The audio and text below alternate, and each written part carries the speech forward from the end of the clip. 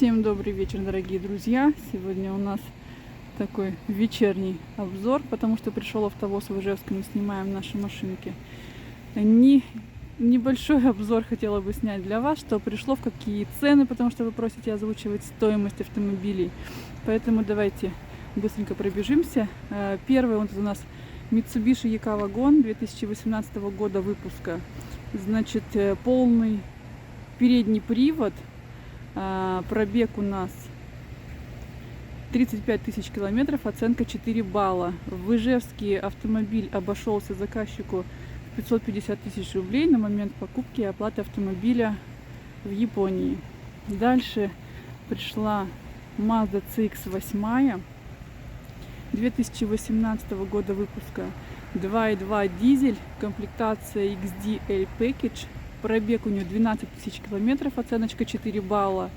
Значит, на момент покупки заказчику обошлась 1 150 000 рублей.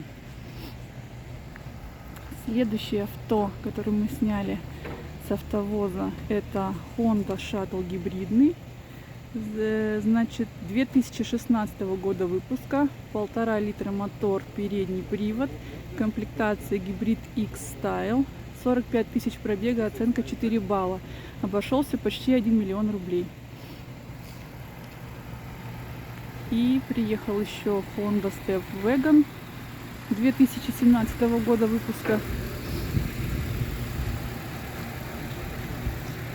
Пробег у него 23 тысячи километров, 1,5 литра турбо, передний привод, комплектация максимальная Cool Spirit, оценка 4,5 балла. 1,8 миллиона рублей обошелся автомобиль на момент, повторяюсь, покупки и оплаты автомобиля по Японии, потому что фрахты растут, стоимость СВХ растет, поэтому актуальные цены уточняйте, пожалуйста, по телефону, в Инстаграм, ВКонтакте. Все ссылки оставлю в описании. Еще в Казань у нас отправляется Suzuki Alta. Сейчас пока на перегрузочке ее загрузят обратно в автовоз. 2018 года выпуска, 45 пробега, оценка 4 балла. Полный привод, что очень немаловажно, потому что заказчику это было принципиально. Обошелся 530 тысяч рублей на данный автомобиль. Вот такой аккуратненький